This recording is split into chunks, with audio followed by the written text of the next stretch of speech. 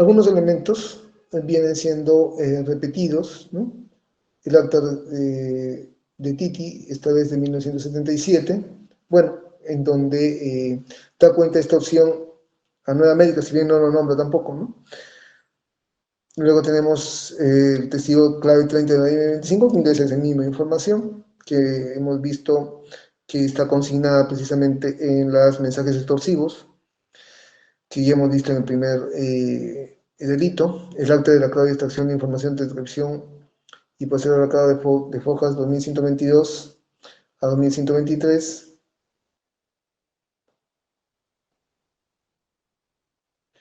Ese entiendo yo, a ver, creo que por el número no están, nunca lo tengo físicamente.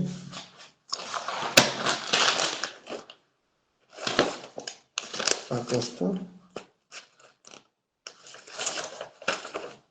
Bueno, nuevamente es la lectura de uno de los audios, ¿no? O la escucha de un audio, mejor dicho.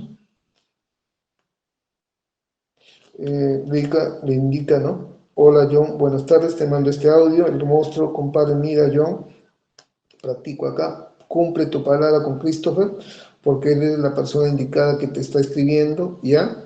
No dejes estafar por huevones, por gente oportunista que no matan, pero ni una pulga, ni un perro matan esos, bueno, entre improperios, ¿no? Y espero que este audio no llegue a otras manos, sino las consecuencias van a ser distintas conmigo. Por si acaso cumple tu palabra y Christopher cumplirá la suya, ¿no? Esto es siempre en torno a la extorsión, ¿no? Que hemos visto que sí se ha producido respecto de esta empresa agraviada.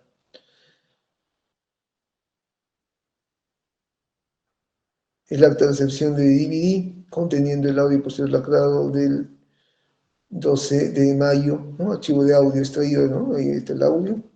El acta de recepción de DVD contenido video y posterior lacrado de Focas 2649 a 2650. A ver, déjenme ver. Ese es nuevo.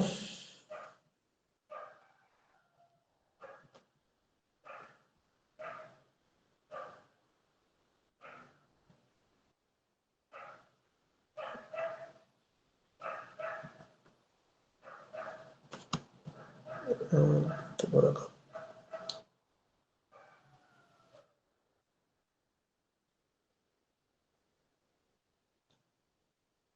Muy bien. En este, 2649 a 2650, acá ya estamos llegando. Ya, acta de recepción y contenido de video y posterior lacrado. Bueno, el acta de recepción nada más, no, solo para mis mirates. Luego, el acta de lacrado y sobre Manila y visualización, 2118-2121, video proporcionado por testigo 30 del año 2025, en donde se aprecia, ¿no?, cuando una persona con un arma de fuego dispara a un vehículo de transporte de la empresa Nueva América, ¿no? Tal como decía el mensaje, ¿no? Fojas 2118-2121.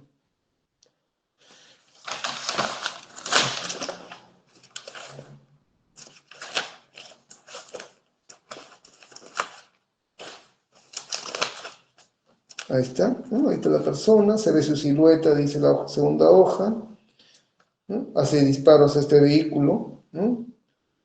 Se ven chispas por el disparo de arma de fuego.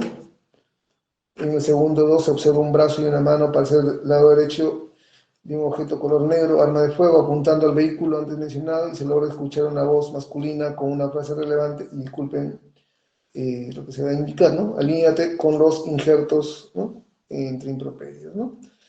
Y alíñate normalmente es accede a la extorsión, ¿no? No obstante, el vehículo sigue su recorrido, el sujeto quien graba el video apunta al mismo hasta el final del video, ¿no? Ahí se ve la mano, ¿no? Efectivamente, lo que decía el mensaje, ¿no?, que efectuaba esta organización criminal había sucedido, incluso ellos mismos lo perennizan, ¿no? Ya hemos visto que ellos mismos se perennizan, y no es único, ¿no? Si uno ve, los Michis incluso tenían 4 homicidios en video, incluso. Sigamos.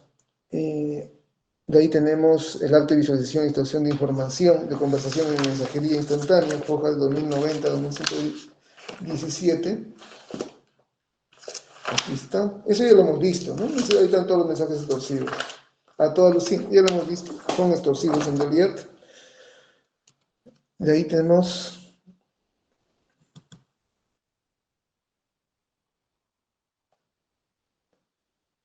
Y ahí acabó, ¿no? A todas luces ha existido la extorsión, ¿no? Ha existido la extorsión, están las amenazas, están los atentados contra las víctimas, ¿no? Lo disparan a los buses de esa empresa, está la cuenta de lo investigado. En el particular, ¿no? Me parece que y evidentemente puede ser objeto de eh, si uno, a ver, ¿cómo lo digo? Eh, a ver, si uno, bueno, en primer lugar, eh, las personas se defienden de hechos y no de calificaciones jurídicas, ¿no? Partamos por ahí. Eh, un tipo de calificación jurídica es precisamente el título de participación en el evento criminal, ¿no? Ahí va el asunto.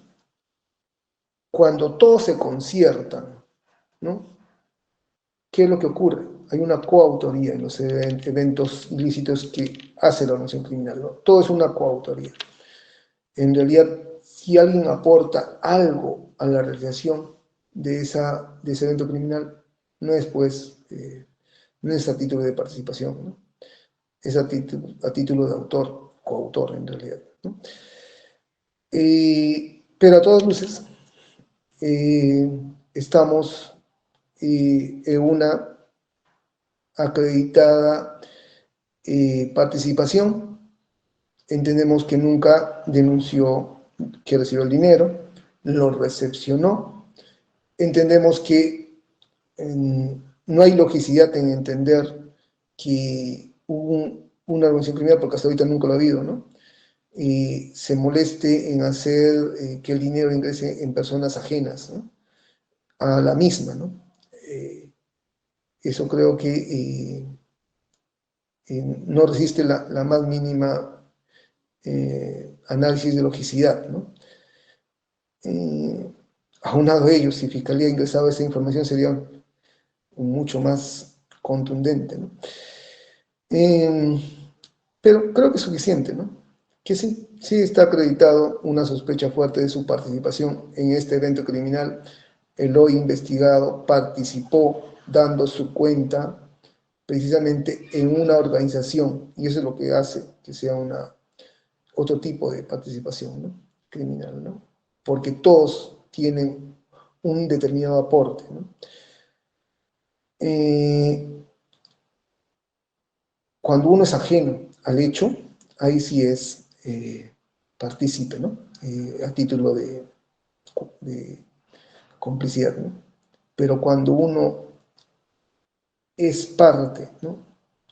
Y hace suyo el programa criminal, ¿no? Porque al ser parte, a integrarse a la organización criminal, se es parte y hace suyo su programa criminal, ¿no? Evidentemente cada uno cumple un rol, ¿no? Cada uno cumple un aporte. Pero más allá del título de participación que ha indicado Fiscalía, considero que sí, ¿no? Que sí está acreditado esa imputación en un nivel de sospecha grave, ¿no? Razón por la cual también está presente sospecha fuerte para ambos eventos delictivos eh, y por cumplir este primer presupuesto. Tercero, en cuanto a la prognosis de pena, ¿no?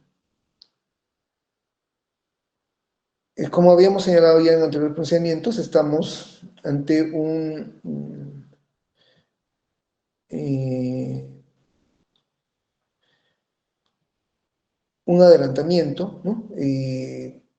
Una actividad prospectiva, ¿no? De determinar si con lo que hoy tenemos, o tiene Fiscalía en realidad, ¿no? Y ha traído a este pronunciamiento, se va a hallar la responsabilidad del hoy investigado. Evidentemente, siempre en un nivel de sospecha todavía, porque el estándar de más allá de una duda razonable es propio nada más de la sentencia, ¿no? Pero para este pronunciamiento solo requerimos una sospecha grave. Y en esta predicción, en esta estimación de la pena que correspondía imponerse al hoy investigado, ¿no? En caso, evidentemente, de su culpabilidad, y como hemos señalado, muy vinculado al estándar probatorio de sospecha elevado, ¿no? Como es la fuerte o grave, que está presente. Y el legislador ha previsto, ¿no?, que esta pena probable tiene que superar cierto umbral que ha fijado en 5 años de pena privativa de libertad. Y se entiende que este margen del quantum de prognosis de pena eh, es inaplicable si al final del proceso se vislumbra, no se impondría una carcelería. A todas luces, en alguna medida o en gran medida, los 5 años no determinan ello, aunque hay sus excepciones, hemos visto, y la ley lo prevé, ¿no?, que con 2 días puede darse una pena efectiva, ¿no? Pero bueno, esas son excepcionales, ¿no? La previsión legal, ¿no?, en tal sentido, adquiere esa autonomía y opera como un límite al poder coercitivo y en donde ineludiblemente debe efectuarse conforme a criterios sustantivos. No es posible separar la prognosis de pena de la determinación de la pena, ¿no? Ahí, Fiscalía nos señala que estamos ante 2 eventos delictivos.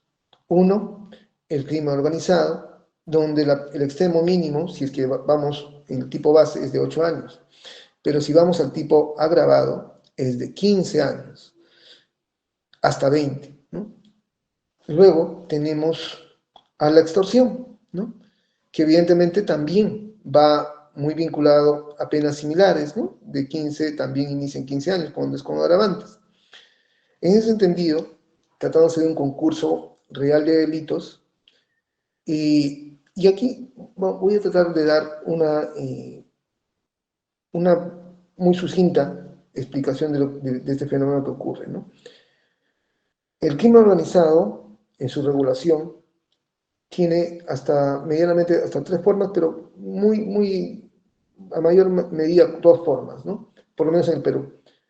Como delito autónomo, 317, y como delito, como circunstancia agravante, ¿no? No como delito autónomo, sino como circunstancia agravante. Ahí tenemos, pues, en el tráfico de numerarios, es una agravante. En el tráfico de drogas es un agravante. En el lavado de activos es un agravante. En el robo agravado es una agravante. Si no entiendo mal, en el tenencia ilegal de arma es un agravante. Y creo que 2 o 3 más, ¿no? Entonces hay un fenómeno de doble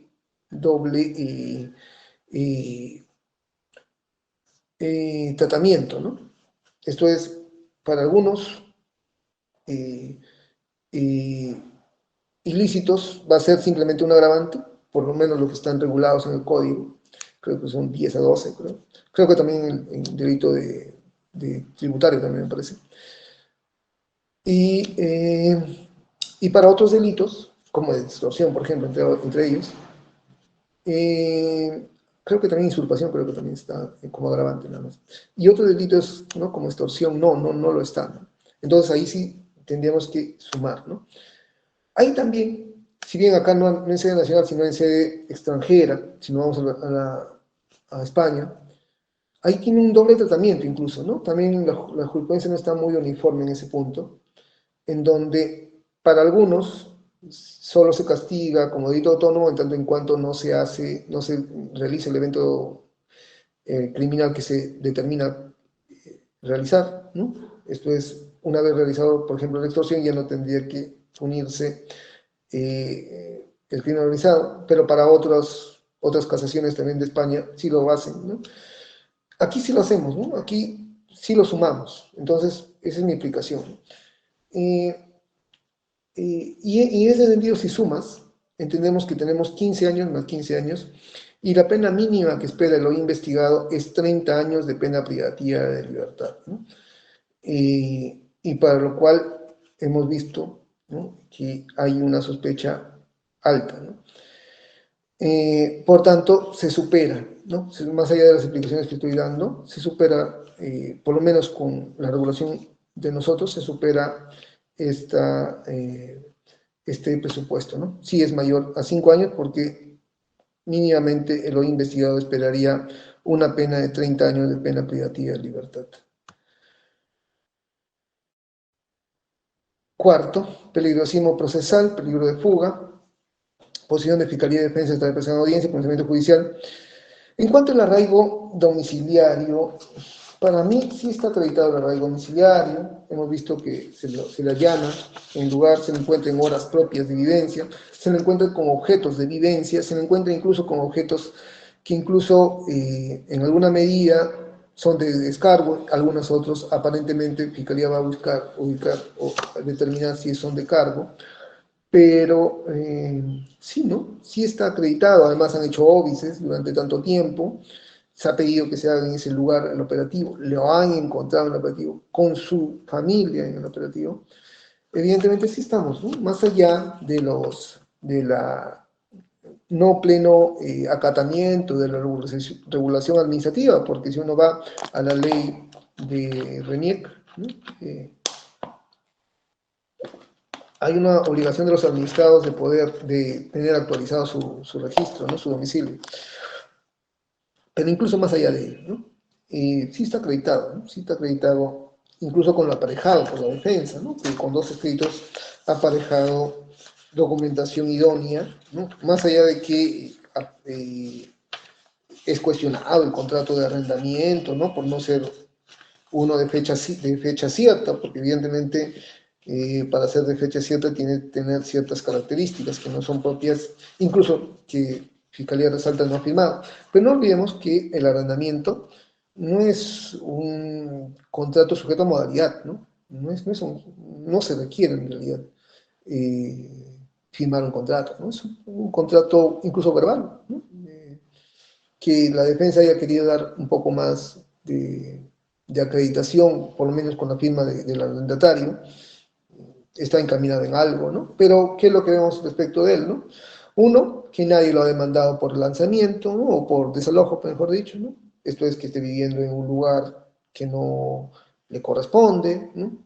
El propio titular del predio dice que lo ha alquilado, ¿no? Que más allá de que no esté la firma del investigado, pero hay una versión, aparentemente una literal, y el propio hecho, ¿no? De no haber mayores conflictos en torno a la tenencia del predio, nos determina también algún tipo de indicio, ¿no? de su vínculo con el predio, ¿no? Razón por la cual sí está acreditado el arraigo domiciliario, ¿no? En cuanto al arraigo familiar, ¿no? Eh, eh, con las fotos, con los documentos, incluso de un recién nacido, ¿no? Que tiene, no tiene ninguna denuncia de que no acude con alimentos a su prole, a sus fotos vislumbran ello, además la familiaridad, además de lo que ha recalcado la defensa, ¿no? Esto es de que es un padre presente, ¿no? Que participa y se preocupa de el menor, ¿no? De todas sus actividades del menor. En tal sentido, entendemos, ¿no? que esa acreditación con personas que lo enraizan a un lugar y que van a desincentivar su fuga, también a todas luces está presente, ¿no? Sí está acreditado este arraigo familiar. Pasamos al arraigo laboral, ¿no? Ahora bien, aquí de por medio tenemos que la licencia que nos traen, en primer lugar, no es la correspondiente a una moto, ¿no? A unos para vehículos mayores. Y además, incluso, Fiscalía ha mencionado o ha obtenido el reporte de que no tiene licencia, que si bien es cierto, aparece en la foto de la licencia, ello puede explicarse en el hecho de haber sido intervenido conduciendo en estado de ebriedad, lo que determina normalmente en algunas ocasiones que se puedan dar sanciones administrativas en torno a la licencia, ¿no? Y que aparentemente podrían ser la explicación a lo reportado por el MTC, Ministerio de Transporte y Comunicaciones, con lo que finalmente nos ha aparejado Fiscalía y que daría una mayor explicación a lo que está sucediendo, ¿no? Por tal motivo, a criterio, Yo no por tengo favor, ninguna papel para estar de realidad nunca. Nunca me dejado en estoy de realidad. Bueno, ya, muy bien. Bueno, la cosa es que el MTC ha informado que no tiene licencia, ¿no? Son diversos los motivos que pueden determinar ello, más allá de que no existiese algún tipo de investigación en torno a eso. Se entiende, y bueno, nos corregimos en ese punto, ¿no? En torno a la existencia, ¿no? Bueno, la cosa es que el MTC ha indicado que no tiene licencia, ¿no? Puede haber circunstancias adicionales que motiven que no tenga licencia, ¿no? Ya sabrá la administración pública, en este caso el Ministerio de Transportes, el motivo, ¿no? Tal vez no sea el que ha indicado, pero hay un motivo que haya determinado que no es. Pero además se entiende que no es la licencia propia de manejar vehículos automotores menores, ¿no? Como son los motocars, ¿no? Aunado a ello, más allá de la declaración jurada que ha aparejado en torno a ello, la defensa por parte de una asociación de mototaxistas, no es menos cierto que tiene que aparejarse, como dice Fiscalía, ¿no? Su incorporación, ¿no? Entendemos que normalmente algunas comunas sí tienen padrones, comunas nos referimos a municipalidades, ¿no? Tienen padrones de mototaxistas y de asociaciones de mototaxistas también, y evidentemente ello no ha sido aparejado, ¿no? Por otro lado, los ingresos lícitos que pudiese obtener vía los préstamos, esto de los mutuos, que refiere, y en alguna medida lo acredita, hemos visto con su cuaderno o con esas 12 hojas que han sido recogidas por Fiscalía, y que gran parte, creo que las 7, 8 primeras dan cuenta del 20%, y otras por 8, 10 y 5%. Entendemos que más allá del porcentaje, muchas veces, pues evidentemente se deben a la práctica comercial, ¿no? Esto es, en primer lugar, en el ámbito de la economía, los porcentajes están sujetos a lo que digan las partes, claro está, con las limitaciones que señala la norma, ¿no? Hay limitaciones en tasas, claro, puede dar a tasas mucho menores, no hay problema, ¿no? Evidentemente pueden deberse a diversos contextos, ¿no? Está más garantizado el crédito, es un habitual prestatario, ¿no? Puede haber una serie de circunstancias que determinan diferentes alícuotas de porcentajes de interés, ¿no? Lo cierto es que ello no se ha acreditado en realidad en primer lugar con la actualidad, ¿no?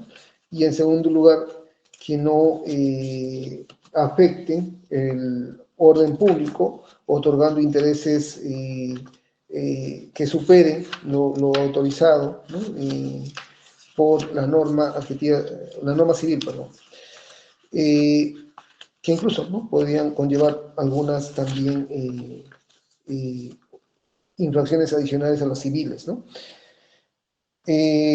Razón por la cual acreditado suscrito no ha acreditado fehacientemente su arraigo laboral, más aún se aprecia que lo investigado estaría vinculado a sumas de dinero que se vincularían a una organización criminal que extorsiona a transportistas, lo cual también tiene que ser valorado, razón por la cual acreditado suscrito no está acreditado al arraigo laboral.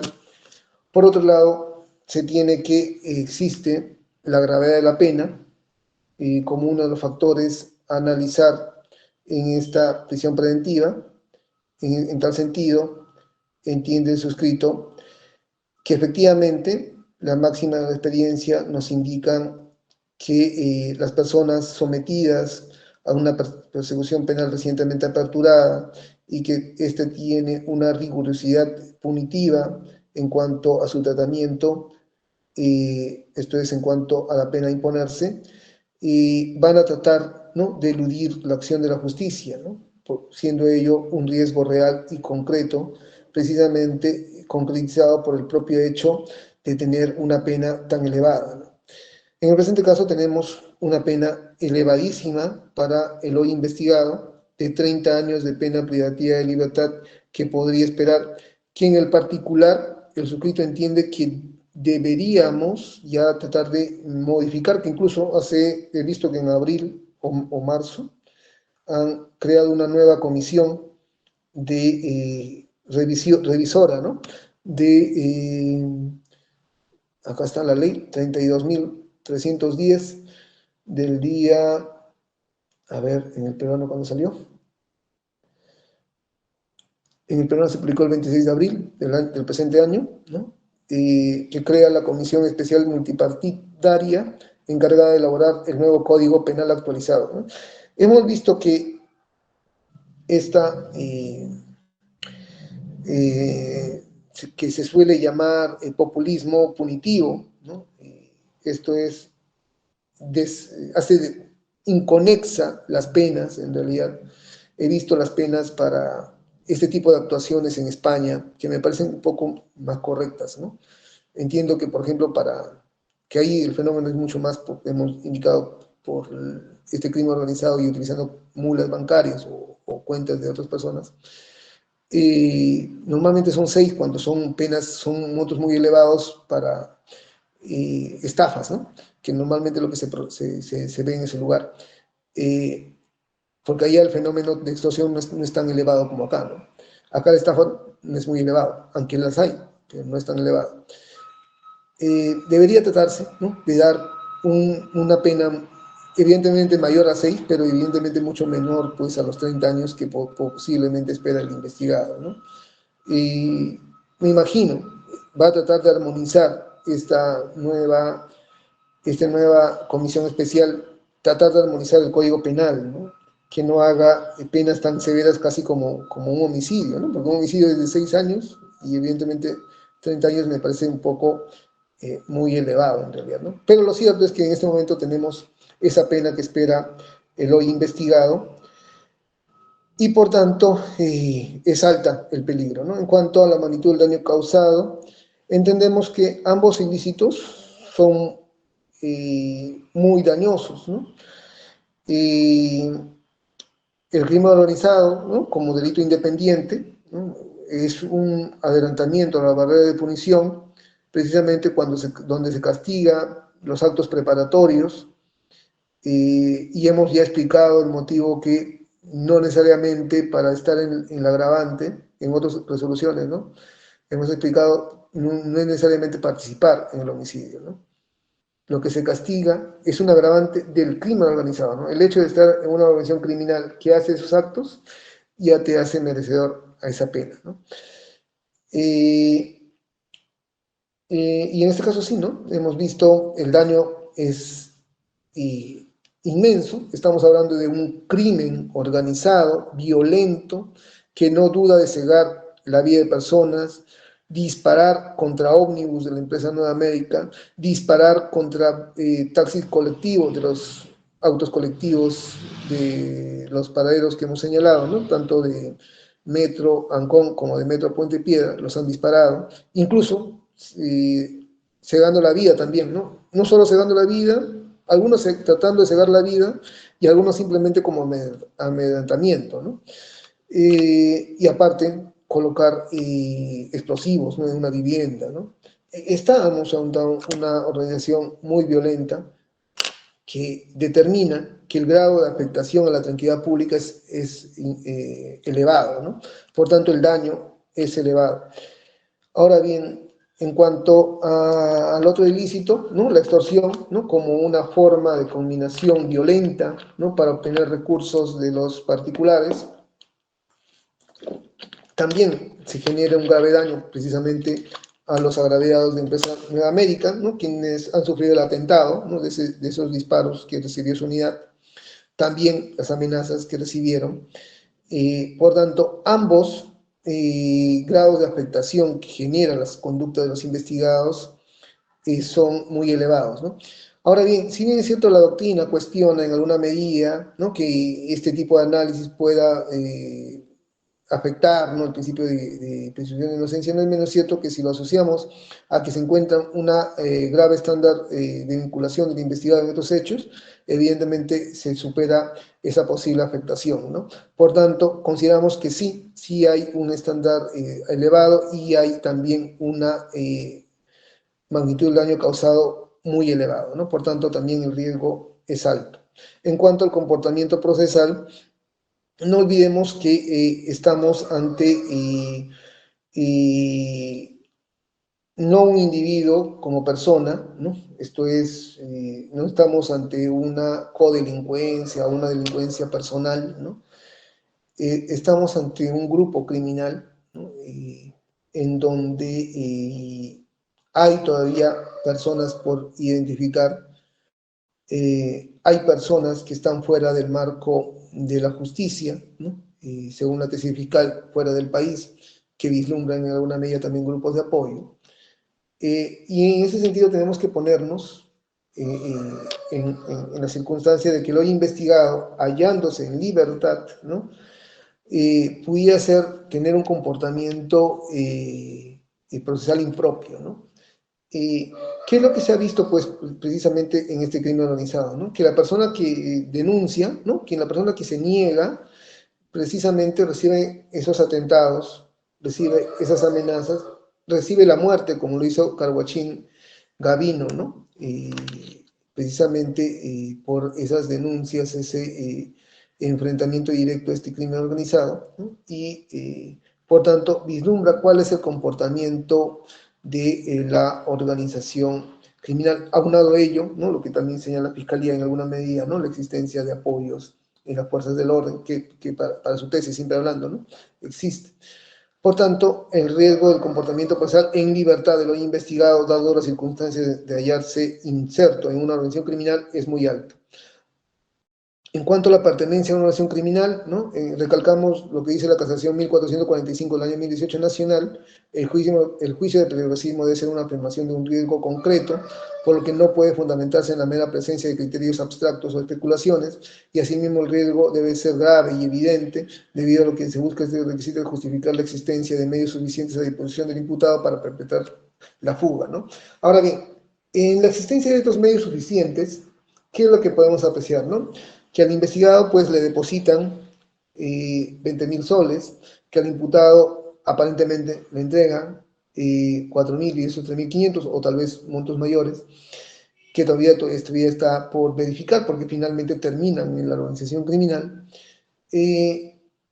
Además, ¿qué es lo que vemos? Pues, ¿no?, que solo, ¿no?, de lo que dice Fiscalía, de lo que en esta pequeña investigación recientemente aperturada, ha determinado que cerca de 5 millones, ¿no?, ha sido el movimiento, por lo menos todavía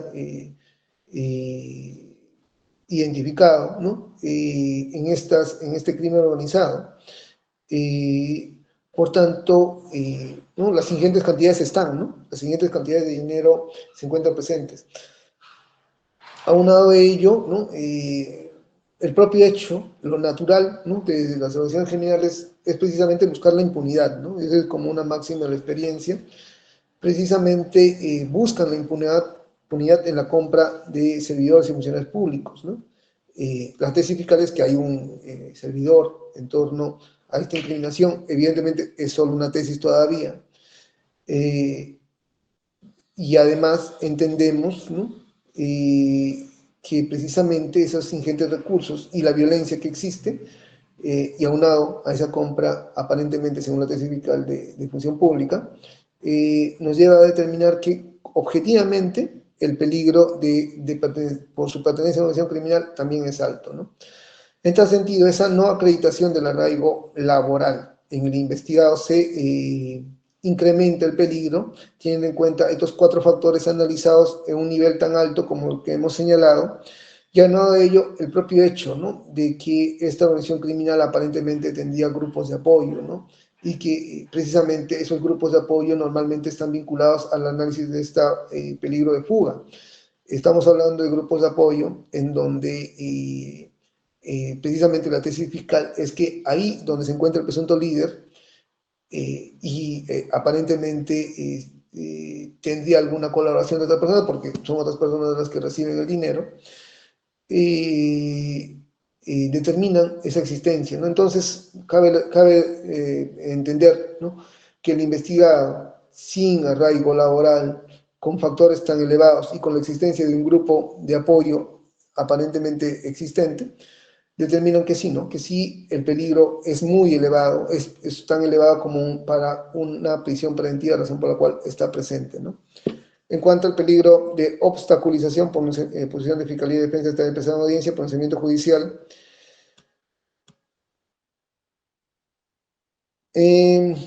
Fiscalía ha desarrollado los tres tipos de comportamiento que el hoy investigado en libertad pudiese cometer, ¿no? Evidentemente lo ha asociado, ¿no?, al propio, que descrito en el artículo 270 del Código Procesal Penal, ¿no? Como hemos señalado, evidentemente lo ha asociado a su incorporación e integración a un grupo criminal, ¿no? En donde, más allá de que no, vuelvo a repetir, no hemos valorado el último escrito, ¿no?, pero con todo lo que nos había traído antes, ¿no?, entendemos que hay una vinculación directa a dos co-investigados, ¿no?, señores William Vado Cervoso y Geraldine Medrano Elías, y a la víctima, ¿no?, Transportes Nueva América, que vislumbra esa existencia de vínculo con organización criminal, para la cual hemos señalado que hay una estándar probatorio de sospecha fuerte. ¿Qué es lo que vemos en este análisis entonces?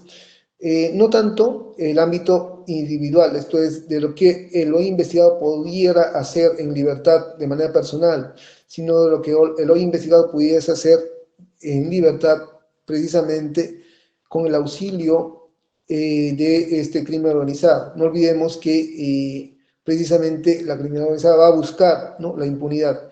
En ese sentido, teniendo ingentes recursos, teniendo la violencia de por medio, teniendo la compra de servidores y funcionarios públicos, entendemos, ¿no?, que estos factores, ¿no?, son factores objetivos demostrados por Fiscalía, porque estamos hablando de una organización criminal que ha movido mínimamente, estamos hablando de 5 millones según este inicio de la investigación.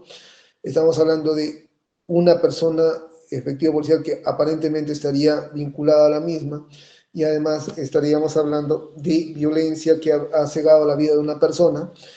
En ese entendido entendemos que objetivamente, ¿no?, hay ese poder, ¿no?, de esta organización criminal, ¿no?, y que pudiese coadyuvar al hoy investigado a que realice esas acciones, ¿no? Máxime si el hoy investigado hemos visto que tiene constantes vinculaciones con sus coimputados. Y en tal sentido, a criterio escrito, objetivamente Fiscalía ha demostrado, ¿no?, las posibilidades concretas que tiene el hoy investigado en libertad con el auxilio del crimen organizado, que todavía hay miembros no capturados, y en tal sentido presente también el peligro de obstaculización en un nivel tan intenso como la prisión preventiva, razón por la cual están presentes ambos peligros para la prisión preventiva. Quinto, en cuanto a la proporcionalidad de la medida, posición de Fiscalía y Defensa está empezando audiencia, procedimiento judicial. Nos remitimos a lo que hemos considerado como el juicio test de proporcionalidad descritos en el artículo, perdón, en la resolución 28 de la presente. En ese sentido se procede a analizar respecto de lo investigado. En relación al principio de idoneidad, en primer lugar, debemos establecer que es una medida imponerse lícita y coherente con los fines constitucionales asignados a la persona humana. En el caso de sus exámenes, es precisamente la prisión preventiva una de las medidas lícitas que el legislador ha previsto a fin de controlar el perjuicio procesal en cualquiera de sus dos vertientes, mismas que están presentes en el presente caso, conforme hemos analizado el tercer presupuesto, y en el particular de su pertenencia a una organización criminal, no hacen sino más que fortalecer la idoneidad de esa medida que se solicita imponer, máxime si estamos hablando de una empresa criminal tan violenta, ¿no? Por tanto, está presente su principio. En cuanto al su principio de necesidad, se trata de establecer si la intervención solicitada permite el logro de la finalidad, ¿no? En tal sentido, se debe hacer una comparación de esta medida requerida, prisión preventiva, con otras medidas de coerción personal que, sin perjuicio de no haberse desarrollado de manera puntual por el persecutor, se entiende que su posición refleja que considera que las demás medidas de coerción no satisfacerían lo que se busca con la imposición de esta medida, a efecto de sujetar al presente proceso. Podríamos entender, por ejemplo, en cuanto a la comparecencia, se aprecia que nuevamente nos hallamos ante una organización violenta. Ellos lo revelarían la información ingresada por Fiscalía, en donde se ha atentado contra personas, contra vehículos, contra viviendas, todo lo cual pues evidentemente se condice con los aceptos incriminadores, con las amenazas y atentados que se han realizado, y por tanto entiende que la violencia es tal que solo la prisión preventiva podría controlar este terrorismo procesal, no siendo de atención la comparecencia, que requiere un riesgo procesal menos intenso y que se pueda controlar.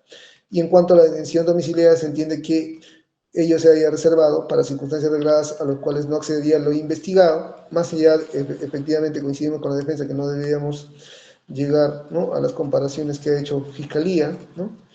Pero entendemos, ¿no?, que no es posible para lo investigado, ¿no? No está en ninguno de los 4 supuestos del 290 del Código Procesal Penal. Adicional a ello, ¿no?, coincidimos también bueno, si bien no coincidimos con la defensa en sentido estricto en cuanto a esas 2 personas que me estaba olvidando, que habrían sido eh, eh, liberadas, pero no olvidemos que el artículo 255.2 del Código Procesal Penal nos indica que es decisión de Fiscalía, ¿no?, las medidas de coerción que solicita, ¿no? Solo Fiscalía es el único ente encargado de ver si solicita o no una prisión preventiva, y bueno, ha entendido que no era necesario, sin perjuicio de hacerle recordar que solo el órgano judicial puede poner restricciones, ¿no?, porque he escuchado que han puesto restricciones. Ahora bien, lo último que nos queda entonces, ya decíamos que la vigilancia electrónica no es posible para investigadores de crimen organizado, ¿no? Incluso nos han hecho esa atingencia en un pedido similar de esta misma fiscalía, ¿no? Luego tenemos, por tanto, que no hay otra medida, ¿no?, que pudiese ser utilizada, sino solo esta prisión preventiva, ¿no?, razón por la cual también se supera este segundo su principio. En relación a su principio de ponderación, se tiene que esta implica la rehabilitación de la prisión preventiva cuando la realización del fin cautelar sea por lo menos superior o equivalente al grado de afectación del derecho a la libertad personal, esto es libertad ambulatoria. En el caso de su examen se tiene que Fiscalía hace referencia a una serie de bienes jurídicos que los detalla. Al respecto, y previo a este análisis, es necesario recoger lo que han señalado los jueces supremos en lo penal de la Corte Suprema de Justicia de la República, en el Acuerdo Penal 1 del año 2019-6J/116, en su fundamento 15, al que nos remitimos y está glosado o recogido en la resolución 28, ¿no?, y nos remitimos a ella, y también nos remitimos a esta resolución 28 que se ha emitido en los presentes actuados, también a lo que habíamos recogido de lo señalado por la Segunda Sala Penal de Apelaciones de Lambayeque en el expediente 1209 del año 2021, en su fundamento octavo, ¿no? En tal sentido, considera suscrito que todos los bienes jurídicos a los que hace referencia Fiscalía constituyen un fin legítimo, muy relacionado con lo que el Supremo señala como derecho a la seguridad, ¿no? Aquí volvemos a recalcar, ¿no?, todo depende, en realidad, del nivel de riesgo que tenga la sociedad, ¿no? En una sociedad donde ya casi estemos muy próximos a un estado fallido, como lo era por ejemplo, con las maras, ¿no?, El Salvador, ¿no?, casi prácticamente un estado fallido, donde más poder tenía la organización criminal que las mismas autoridades. Evidentemente ahí, ¿no?, la seguridad era preponderante, ¿no? Aquí, evidentemente, todavía estamos con una preponderancia hacia hacer el baremo, ¿no?, del análisis, o la ponderación del análisis entre la libertad ambulatoria y el deber del Estado de seguir, de perseguir el delito, ¿no? Esperemos que nunca estar, ¿no?, en la necesidad de llegar solamente, ¿no?, a ver seguridad, ¿no? Entonces, que sin perjuicio es posible, ¿eh? Sin perjuicio también la Corte Suprema ha dicho que incluso en el Perú todavía es posible, ¿no? Evidentemente dependiendo del caso, ¿no? Pero ya en algún momento, si es que sigue, ¿no? Tal vez sea mucho más preciso que el otro, ¿no?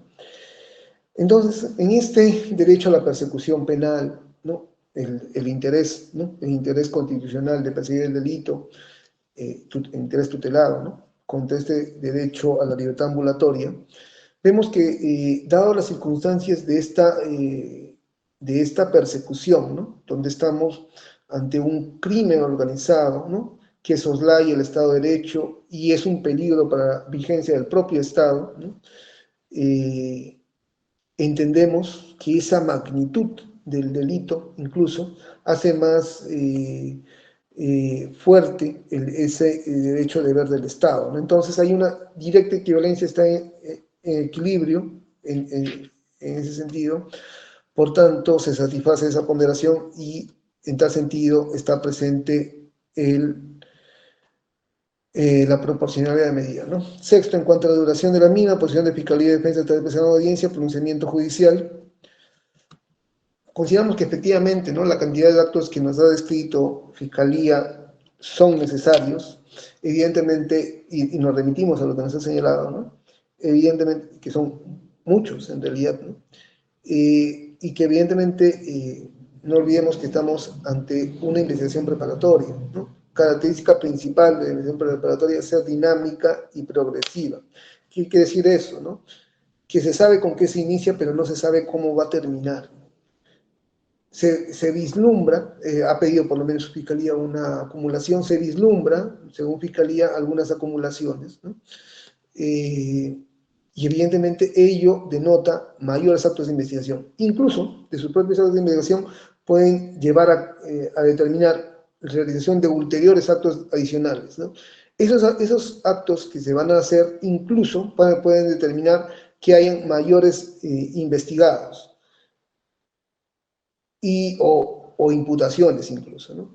Todo lo cual evidentemente va a determinar un tiempo a realizarse, porque se debe dar un tiempo oportuno incluso a las defensas para elaborar su respectiva, valga la redundancia, defensa, ¿no? Incluso la Corte Interamericana reconoce el derecho a un plazo razonable incluso para defenderse, ¿no? Tiene que ser mínimamente un plazo razonable para defenderse también, ¿no? No tanto, no solo de que esta no sea muy extensa, sino que esta investigación tampoco sea muy diminuta, ¿no? Que no permita defenderse. Por tanto, todo ello determina que esta investigación va a demarcar un periodo de tiempo máximo, si hablamos de 40 imputados, y que aparentemente se van a hacer muchos actos de investigación en tal sentido, ¿no? Y además entendemos que es por todo el proceso, no otorgamos prisiones preventivas por etapas, no es por investigación preparatoria, etapa intermedia, juicio oral, porque evidentemente tanto etapa intermedia como juicio oral se vislumbran mínimamente etapa intermedia, ¿no? Porque ya cuando formalizó la investigación, Fiscalía ha renunciado a su posibilidad de archivar el proceso, ya tiene que hacerse vía judicial, pero incluso si uno ve el estándar probatorio, entendemos que sí va a haber incluso aparentemente un juicio, ¿no? Y todo lo cual tiene que tomarse presente, ¿no? Por tanto, en ese entendido, con ese escrito que lo más prudente es otorgar el periodo total íntegro que nos señala la Fiscalía y así se está otorgando. Por lo que siendo y así, ¿no? Por los fundamentos expuestos, con la independencia de criterio regulada en el artículo 139, numeral 2 de la Constitución Política del Estado, la ley de la carrera judicial, artículo 44, la ley orgánica del Poder Judicial, el Código Procesal Penal, artículo 279 y siguientes, resuelve declarar fundado el requerimiento de prisión preventiva formulado por el representante del Ministerio Público contra el procesado Julio Antonio Corzo Arón, misma que se extiende, se computará desde el día de su aprehensión por el plazo de 36 meses y en tal sentido vencerá el 2 de junio del año 2028 y para dicho fin oficies a la dependencia correspondiente para su ingreso en una cárcel pública, notificándose el Ministerio Público. Expresamos nuestra conformidad, señor magistrado. Defensa. No encontrándonos conforme con su pronunciamiento, señor magistrado, interponemos recurso de apelación y solicitamos que se nos notifique en el plazo más célere la resolución correspondiente para que corra el plazo de ley. Gracias. Muy bien, téngase por interpuesto el recurso, debiendo fundamentarlo en el término de ley bajo premio de declararse inadmisible del plano. Ya son 4:46. Magistrado, Evidentemente, disculpe. habíamos indicado 4:30 y vamos a Solicitamos copia de audio terminar. también, por favor. ¿Perdón? Ah, también. Entonces, ambos copias del audio, ya, muy bien. Ah, creo que ahora tienen, bueno, Fiscalía me imagino que no, ¿no? Pero la defensa, si quiere copia del audio, tiene que hacer el pago. Señorita especialista, ¿es así? ¿Cómo está Sí, tratando la administración? sí, doctor, el costo vía escrito lo tiene que presentar con la respectiva tasa a la defensa, ah, con un escrito, doctor, de 18 soles está la proporción del audio. Si no he solicitado el audio en su oportunidad de requerirlo, lo voy a presentar por escrito. Lo que necesito es la resolución correspondiente. El acta, ¿no? Ya, muy bien, téngase por interpuesto, se computa desde la entrega de notificación del acta, ¿no? Muy bien. Y debiendo fundamentarlo, ¿no? Bajo apercibimiento de declararse inadmisible de plano. Habíamos indicado que al inicio que íbamos a concluir 4:30. Evidentemente ha sido un poco largo, ¿no? Normalmente los procedimientos son medianamente largos, me estaba olvidando. Estaba obviando ese punto, ¿no? Mañana podemos continuar, doctores, porque el día de hoy incluso es un día inhábil que le hemos habilitado precisamente para poder avanzar. Déjeme ver para mañana. ¿Pueden en la mañana, doctor, señor abogado?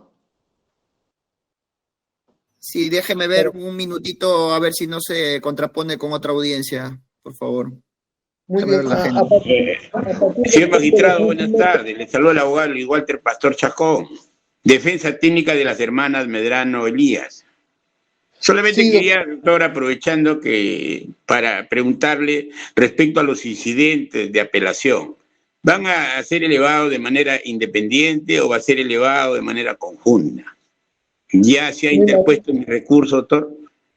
Entiendo que la idea del secretario es hacerlo de manera conjunta, ¿no? Porque si no ya hubiera dado cuenta de los escritos, como ya se había pedido, porque ya hace 2 semanas creo que están siendo interpuestos, ¿no? Voy de todas maneras a indicarle que ya vaya calificándolos, sin perjuicio de que se eleve de manera conjunta, ¿no? Porque ya faltan muy pocos pronunciamientos en realidad, ¿no? Faltan 6 o 7, creo. Sí, doctor. Correcto. Libre para mañana, señor magistrado. Podemos empezarla igual que hoy. O no, 11:30, doctor. 11:30. 11:30 AM mañana entonces. Sí, 11:30. De ahí Doctor. hasta la 1:30 y de ahí comenzamos a las... déjeme ver, creo que el 8:90 me estaba indicando el señor fiscal que iba a pedir. Déjeme ver si la ha pedido. Déjeme un minuto, por favor. Es un control de acusación que justo ha hecho el operativo este fin de semana del otro despacho fiscal, entiendo, y estaba coordinando algunos, había presentado en algunos controles de acusaciones que no iba a participar precisamente porque se está abocando a su operativo, ¿no? Que he tenido, creo que el día jueves, creo, ha tenido su operativo, jueves o viernes, creo. A ver, déjeme ver si ha presentado ese despacho de crimen organizado, es otro despacho, por supuesto, si ha presentado su pedido de reprogramación, sí lo ha presentado, ¿no?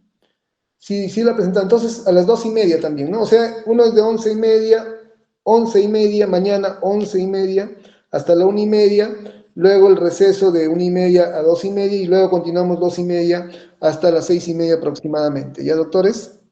Doctor, Sí, doctor. Conforme, señor magistrado. el abogado Sevillano, defensa técnica de Yori Araujo Alba. Ya, sí, estábamos esperando el ingreso de abogados para poder fijar la fecha, ¿no? Porque demora mucho en elaborarse las actas y yo coloco una fecha y finalmente no llegan normalmente. Por favor, me comunican la fecha, cuándo va a ser vista. En este momento, porque vamos a aprovechar que está presente. ¿Usted es abogado de? Yori Araujo Alba. Araujo Alba.